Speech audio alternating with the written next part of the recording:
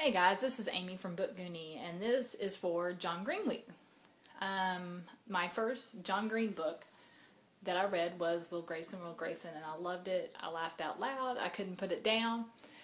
So when I heard there was going to be a John Green Week, I sought out. I picked up the books that, some of the books that I hadn't read. I think Paper Towns is now the only one I haven't read. So I got Looking for Alaska and Abundance of Katherines. And so I've been working on them over Christmas break, and as you can see, love lots of great quotable stuff. I think what I love about John Green most is one, his male point of view. I tend to really enjoy 18-year-old boy humor, and what's even better about his 18-year-old boy humor is it's intelligent and well crafted. So not only is it funny, haha, potty jokes sometimes. They're potty jokes that require a little thinking or a little knowledge to really get how funny they are. So I don't have a Nerd Fighter shirt, and I'm new to all this. Like I said, I just had read the one book at the time until I heard about John Green Week.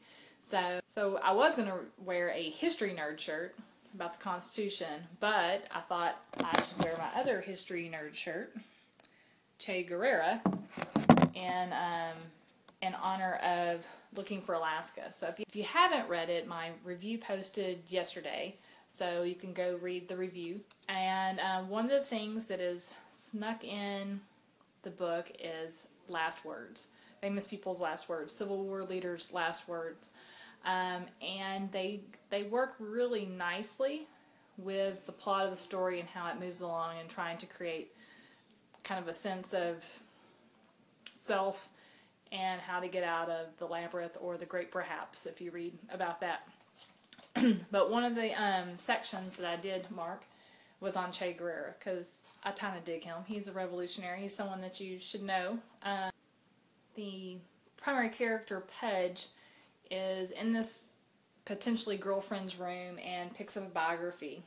So he picked up the biography of Argentinian revolutionary Che Guevara, whose face adorned the poster on the wall that Laura's roommate had on her bookshelf. So I lay down next to Laura at the bottom bunk. I began at the end, as I sometimes did with biographies. I had no intention of reading all the way through, and found his last words without too much searching. Captured by the Bolivian army, Guerrero said, "Shoot, coward, you are only going to kill the man." So I thought those were some great last words to kind of start this little vlog. What I decided to share with you today is some great lines, quotes, funny things that I kind of marked in these two particular books because they're the two that I read most recently. So this is what I love and what made me laugh out loud. And I think my husband, after reading parts to him, he's going to read these books as soon as I'm finished pulling all my sticky notes out of it. It looks like a massacre of sticky notes, tore up and marked throughout. So these are 10 that I pulled from Looking for Alaska and Abundance of Katherines. If you haven't picked these up, I hope that you enjoy them. They're pretty out of context, and they're not giving away any of the plot. They're just some of the ha-has. So if you've read them, hopefully you laugh along and you remember. And if you haven't read the books, then maybe you'll pick them up. So the first one is from Looking for Alaska. You can't say that Alabamians as a people are unduly afraid of deep fryers. So I thought that was a little bit funny, especially as much as we watch Food Network stuff, diners, drive-thrus and dives, drive-ins and dives, and there's always deep fryers involved. So that one made me laugh. Looking for Alaska. You think you's walking on water, but turns out you just got piss in your shoes. If you were thinking you were hot stuff, this one will put you in your place, right? Both were set in the South, which I think particularly lend themselves to lots of great one-liners and interesting wisdom. These are from Abundance of Katherines, where, and I haven't done, the review will be probably up tomorrow, where Colin, who's kind of been a child prodigy, gets dumped repeatedly by 19 Katherines. And so they head out on a road trip to kind of get away and I don't know, get some perspective. And he goes off with his friend Hassan. And so they end up in Tennessee, is about as far as they get. So all these quotes are from when they're stopped over in Tennessee. I'm ashamed about how we're going to die here, though. I mean, seriously, an Arab and a half-Jew enter a store in Tennessee. It's the beginning of a joke, and the punchline is sodomy. So do you hear the banjos playing? That one made me laugh. This one made me laugh, made my husband wince, and my daughter laugh with me. So, tampons have strings? Why? Of all the major human mysteries, God, the nature of the universe, etc., he knew the least about tampons. To Colin, tampons were a little bit like grizzly bears. He was aware of their existence, but he never had seen them in the wild and didn't really want to. That one, kind of funny. There's no romance in geometry.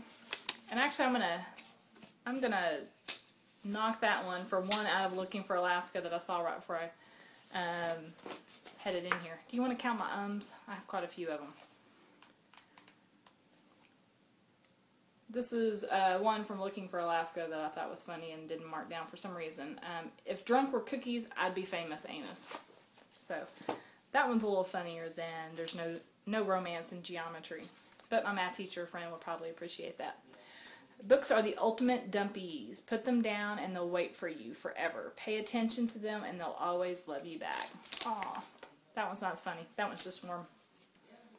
Colin and Hassan are interviewing members of Gunshot about things that they remember, etc. And so here's one of the interviewees. What is so special about Gunshot? Well, for starters, the mill has got a right good pension plan.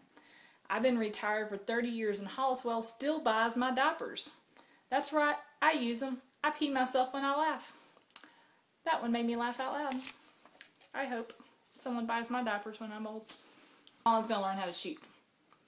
How did you get a gun in Gutshot? Smarty pants, getting a gun in Gutshot, Tennessee is easier than getting chlamydia from a hooker. Funny. How you never want to be described. She's easier than a 4-piece jigsaw puzzle. Simple person. And sometimes you have these kind of days and you don't always know how to describe them. This is some fucking snow globe of a day, meaning that God just took the snow globe and shook it up and seeing what's going to happen. So those were some of my favorite one-liners, funny things from the books. Again, hope you come back. Olive Green, John Green Week. I should have something up, I think, every day.